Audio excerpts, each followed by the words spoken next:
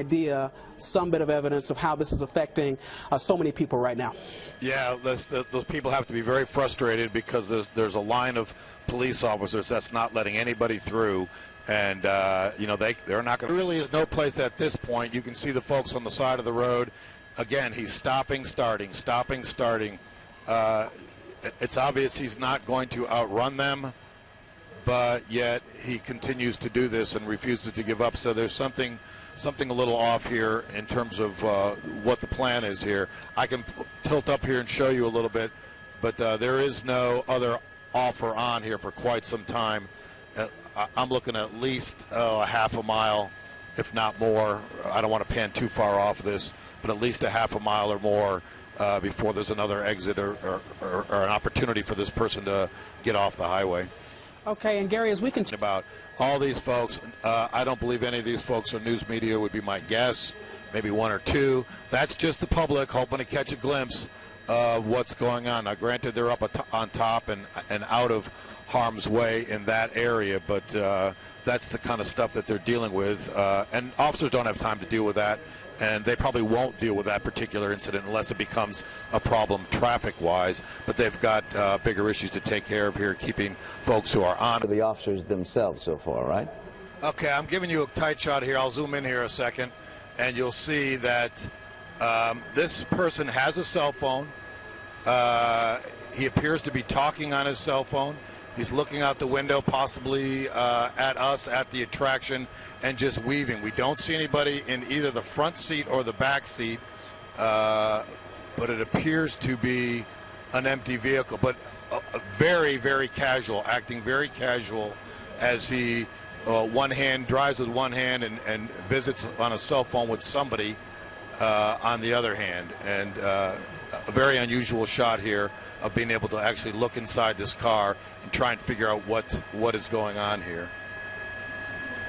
You can see, again, moving his hands, changing the vehicle, more interested in what the sideshow is outside than anything else. And unfortunately, that's probably feeding his desire not to pull over. That, you know, he's creating a sideshow spectacle, and he's probably pretty proud of himself for doing it. Yeah, he does have a bit of a smirk on his face, at least from what we're seeing right now, this picture you're showing. And let me say that just a while ago we passed the Cooks Lane Bridge, and we're now hearing from Fort Worth police that they, in fact, have gone onto that bridge and told people to get off quite quickly, and for two reasons. And this should be emphasized to the people who are ahead of this chase, that this person has a history of we don't know his name. Police obviously do. This person has a history of non-compliance and apparently some experience with the carrying of weapons. So this is why police are very concerned about people standing too close or impeding traffic or giving them some difficulty in trying to bring this chase to a close. Right now his windows are all up, so that means that police, I think, feel relatively comfortable. Looks like he's speeding up a little bit, Gary, from what he was before.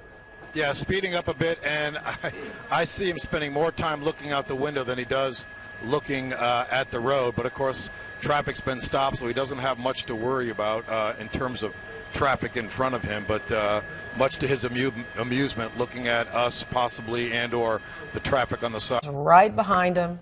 His hazards are on.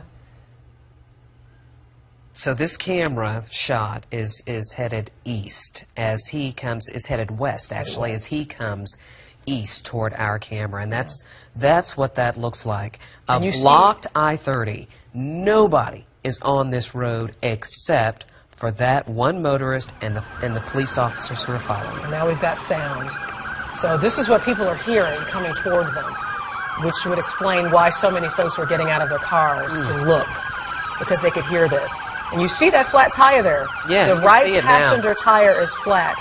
So, which is why this person has been driving at speeds of, around 10 miles per hour for such a long time. Something else to take into consideration is that's what he is hearing as well.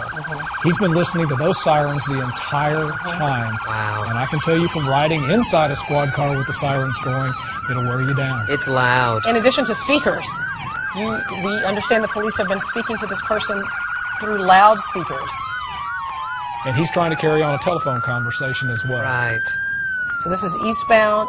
This is East Chase, the East Chase overpass we just passed underneath on eastbound I-30. You saw the news media there watching this as it goes by. And right now we're getting very close to Arlington. Arlington police are going to be standing by doing the same things we're seeing police do and Fort Worth do as far as trying to clear people off those roads. And as we... Go ahead. He's just, you'll see here on your screen here, just a second, he's going to pop up on the grass here, change his mind at the last minute, and get off again back on an exit. I'm a little bit ahead of you only because we're on a delay, so I apologize for that. But you'll see him, he's changing his mind at the last minute, cutting across grass, cutting through an intersection. There were some officers that looked like they were blocking him off, not allowing him to go further on 30, and I believe that's what may have prompted him to do that at the last minute. And now we're running along the access road of I-30, approaching, I believe, well, we're about a mile from Six Flags, into a parking lot. We'll see him into a parking lot here. Officers, 1, 2, 3, 4, 5, 6 officers speeding up here, and he's going to turn left into this parking lot. A lot of officers speeding up trying to contain this, but they're having a problem here, scooting through this traffic. Luckily, not a lot of folks in this parking lot. He's going to turn here and then come back out, and it appears he's going to get back on a north-south road, but not sure what that is. Yeah, Gary, let me, you're on, obviously you're seeing this live. We're on a bit of a delay. Let us see if we can talk this through here. Now headed southbound, of course, make a left turn here. 6. Relatively close right now, turning all the way around, so he's going back 6. to the north right now. White four-door car has been leading police on this chase.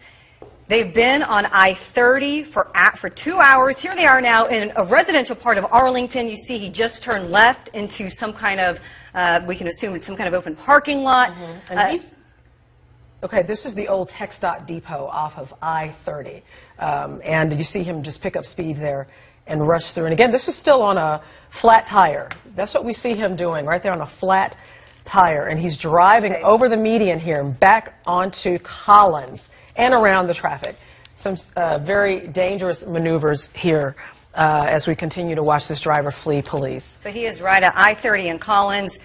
Up until now, this chase hasn't been that dramatic. He's been leading police going maybe 5 miles per hour on the highway, but then a short time ago he gets off the highway. He's now in Arlington, and now he's driving erratically through city streets. We've seen him go through neighborhoods. He's going in and out in between cars. He's whizzed by children walking on the sidewalk. He has no regard for any traffic, and there you see him driving on the. This is just so you know where we are. This is the road to Six Flags that he's about to get on right now. So this is North Arlington. Westbound toward Cooper. On the right-hand side should be some kind of a golf course. Uh-oh. Well, now he's moved off of the main road, so this should be interesting to see. Gary, you can see where he's headed. I don't know what is through there. Looks like he's trying to get... This is an empty parking lot, a construction strip zone. Officers are moving in really soon. They really wanted to catch him inside there, but now he's making his way back to the road, and he actually will probably get out of this parking area and back onto the road again, which is really disappointing because traffic is picking up, the speed is picking up, and he's southbound now on that would be southbound on Collins. Gary, if I'm correct, what you'll see up ahead of him on the left-hand side, a few blocks down, should be the stadium. And on the right-hand side, of course, all kinds of traffic. But again, this is the busiest area in terms of retail for Arlington, I think, in North Arlington, right, Gary? Yeah, it's very crowded here. Okay, you'll see them cutting up across the sidewalk over a restaurant. I'm speaking just a little bit ahead here, but it is a very busy section of town. A lot of traffic, not a lot of pedestrian traffic, thankfully. But you'll see him cutting across here. Look at that, cutting across onto the streets. Again, trying to shorten his route and trying to lose these guys, but back out now is going the wrong way down a street. This is just increased dramatically in danger. One way down what appears to be, this is the ramp to get off on one of these streets here. It's one way, and he's going the wrong way. And here comes Go ahead, Gary. I think this is very dangerous. He's on the ramp to go the wrong way to the service road, getting off of 20. He may realize that, but he's going to have to turn around now. Well, there he goes. So he's getting on now, Gary. He's going to be going eastbound on 30. Is that correct? Yes, eastbound on 30. He almost got hit by that red car, but now he's back on I-30 eastbound, picking up the speed yet again, and trying to get back on the highway, and he probably will be successful to that here just in a couple of minutes. Yeah, he has found his way now back onto the freeway. In just a second, he'll be going past there. What you'll see and coming up in just a couple of minutes, Six Flags will be on your right-hand side, 360. And then, of course, headed after that, of course, into 161, and then, of course, into Grand Prairie. But looks like he has managed to find his way back onto the freeway. Police officers, of course, trying to catch up with him right now. Yeah, he's actually lost quite a few of them. He's still got one or two behind him, but he lost a whole bunch of them. And but they're still got him in view, and obviously the helicopter does. And they're right next to him on the road. They're just waiting for that road to merge and allow them to get right back on. But now they have the chore of breaking up this traffic again and keeping people away from this event. And it's almost like they have to start all over again. And that, again, more strain on Fort Worth's resources. This is a very difficult situation for them. Yeah, he's about to pass two major roads. 360 will be coming up in just a second. So 360 and I-30. He's on I-30 eastbound, headed toward Dallas. So that, where he is right there, that, I cannot remember the name of that road. But it's also a main exit. But Ballpark Way also coming up relatively quickly. But after that will be 360, and then shortly after that will be, I think, 161. If we're heading north on 161. But right now, again, on I-30, looks like he's headed to the east, headed toward the Grand Prairie right now. Police officers again behind him in this pursuit that's been going on now since about 1:45 that we have been following all of this. So the best part of the afternoon they've been following him. We initially heard that this was a simple traffic stop, but now we've learned, based upon sources that Lauren Zakalik has, that this individual may have some extensive involvement with the justice system in terms of having gone to prison for drugs. May also be a suspect in terms of being a drug dealer right now. And is trying to elude police because of the situation that he's experienced in the past. Tanya Iser joins us now. She's got some more information. Tanya, again, has extensive background with regard to dealing with law enforcement.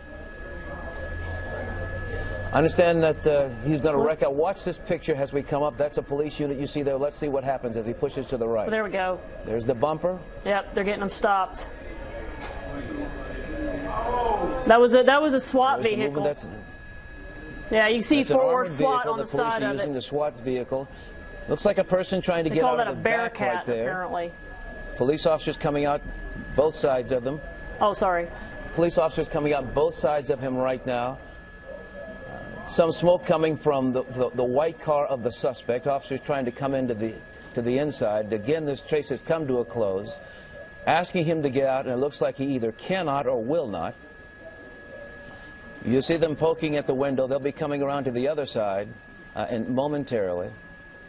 This is a SWAT unit that's come around that's brought this to a close. Police officers, again, there he is, crawling out the window right now. Police officers come around, grab him, pull him out of the vehicle, bringing him to the ground now. Officers look like they're securing the situation. They don't seem to be concerned about anyone else being inside. They brought the suspect out of the vehicle. It has wrecked. So it looks like the officers are okay. The suspect now in custody. Police officers securing the scene. Tanya Iser joins me. Tanya, did you get a chance to see all that? Having some difficult... Oh, I have. I'm watching it right now. Obviously, they used one of their SWAT vehicles to bring this thing to an end. Talking to law enforcement folks, what they're saying, obviously this became a life safety issue to allow this continue, and that's why they got the SWAT vehicle involved and ended this thing in the way they did. We'll have more on the 4 about this, obviously. Tanya, I cannot. We'll be taking a break now, and obviously we'll have more on the 4 o'clock show. Into custody. Let's take a short break. News 8 at 4 starts in just a moment.